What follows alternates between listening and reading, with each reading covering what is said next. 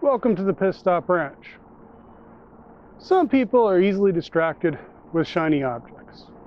For us, it's rusty objects. Today, we're going to take a break covering the preparations of Jimmy for resale and talk a little bit about our unexpected new obsession. This, if you recall, in the Hot Rodders Horde, is a 1932 Ford frame. We purchased for in the bundle for not terrible. In fact, depending upon what we get for when we sell Jimmy, it might just cover the whole cost of that whole purchase. Anyways, since then, we have taken time off from the truck to gather some more parts, as you can clearly see around me. And I'm gonna go ahead and do a brief update and show you some of the wonderful crap we have. Okay, starting with the front end, we have identified this as a stock 32 heavy axle. Now, there's a bit of pitting on this spring mount here, and it's probably repairable. We could probably make it work if we needed to. However, it is no drop. So what we would like to do is go ahead and get one with a 4-inch drop, and apparently these are going for a premium. Given the work that this needs here, I don't know if we'll get that premium for it. Now, we picked up these split wishbones for the front end so that we can go ahead and make our front radius arms.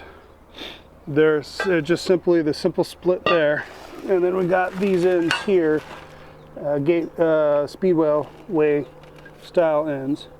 Got a new front spreader bar to replace this welded in piece that we're not sure if it's the right shape or size or location. Of course, there's a cross member, still needs to be returned to more or less repaired to more or less stock configuration. Now, we have a spring there that is the factory spring and the spring ends. And then we have a different spring here that came in the Hot Rodders Horde that's a drop spring. So now, the Hot Rodders Horde came with this drop, or this crossover steering style box, and some of the hardware to make that work, including these spindles here.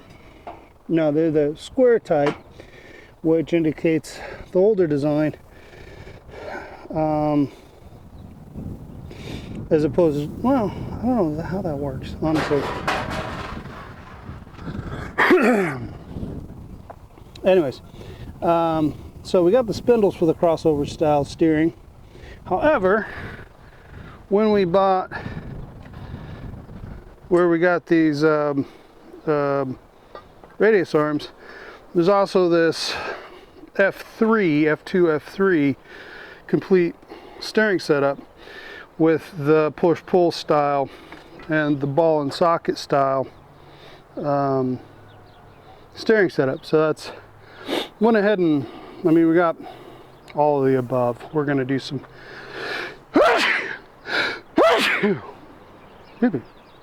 we're going to be doing some figuring out. There's where it would go, where it does go. We also, of course, have the shortened enclosed drive shaft that came set up, and the later end set up. It came with the Hot Rodders Horde.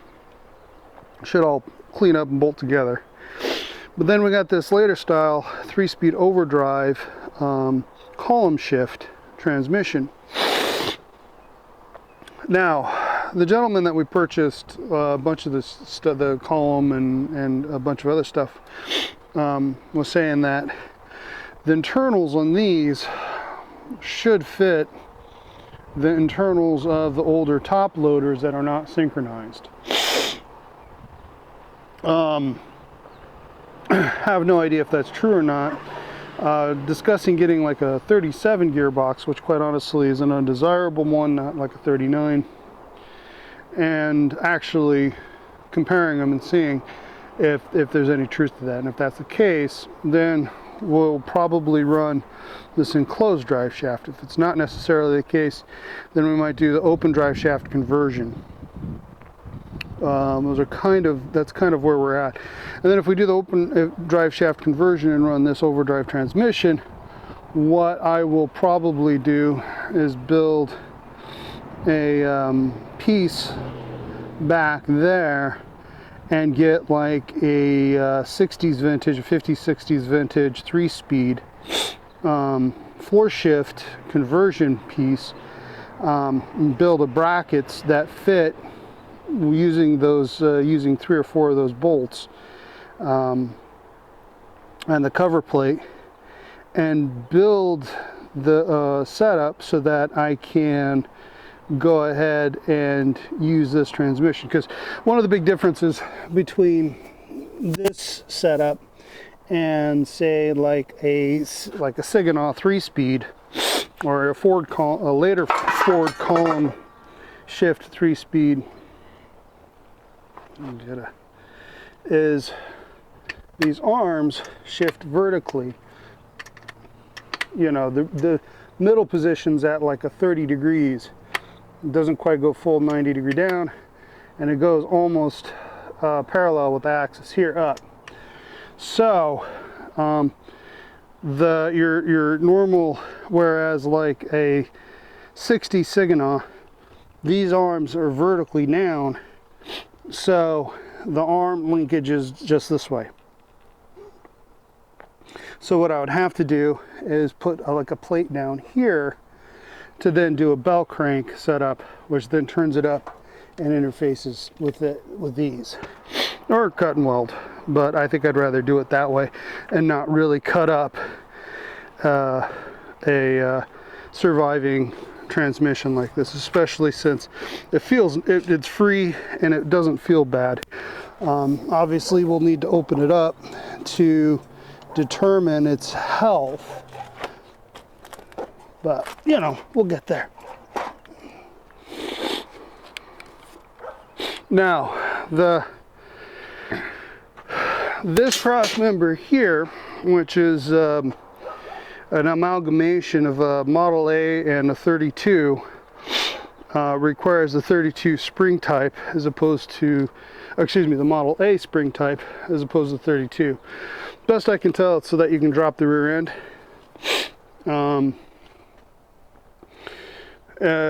Might get some Model A drop spring, or at least a main spring, because we also have this brand new pack here. Well, we've done it again.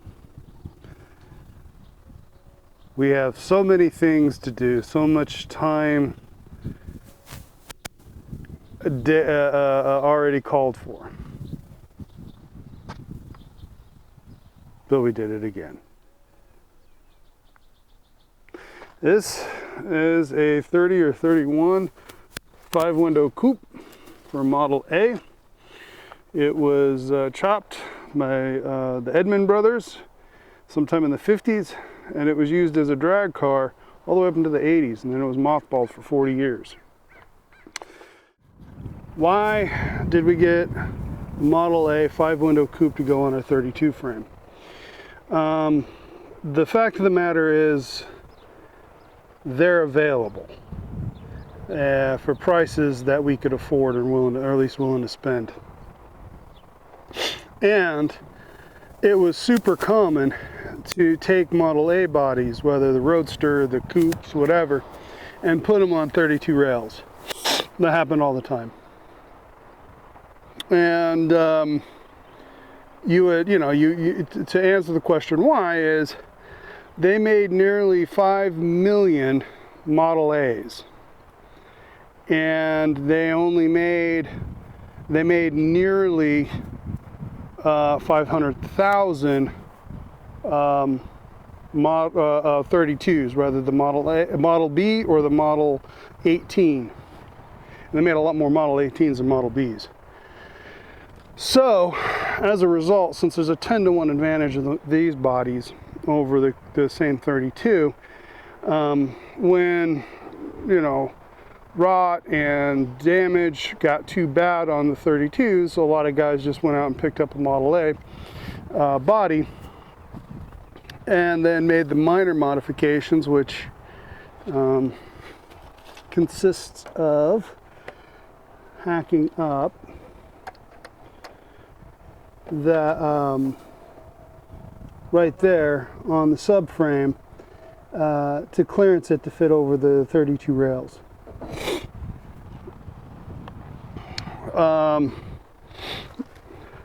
Now, this particular example is an actual Southern California hot rod. It was modified by a couple brothers in Pasadena in '53. You can see here that they taught themselves how to gas weld when they chopped this top. And so it's pretty ripply and beat and warped, and subsequently absolutely slathered up in Bondo in order to hide their sins in metalworking. Now, that's really what they did. That is the level of workmanship, because these were always kids working in their backyards with relatively crude tools. Like I said, this was done with that was welded together with an oxyacetylene torch by people who didn't know what they were doing. And that level of workmanship is common throughout. Now, this particular example was raced from the mid-50s all the way up to the early 80s with a blown Hemi engine. Now, we don't have blown Hemi money, so we're just gonna go ahead and build a flathead, and actually we're just going to take a flathead that someone else built and finish putting it together and running it in this.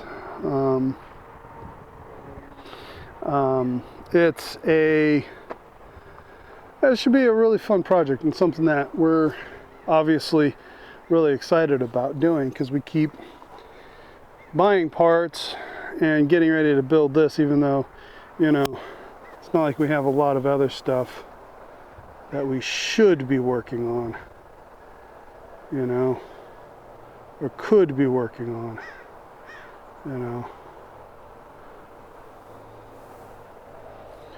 So there you go. Our Deuce Coupe project,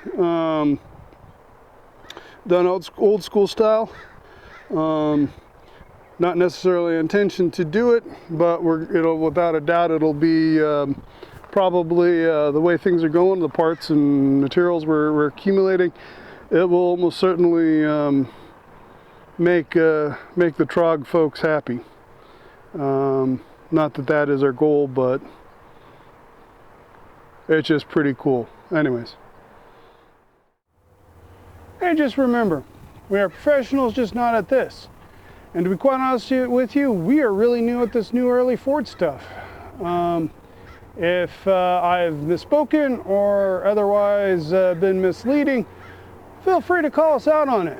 Let everyone else know what we got wrong, and we will be seeing you next time. So please like, subscribe, and hit the notification bell, and I'll be talking to you soon. Ciao.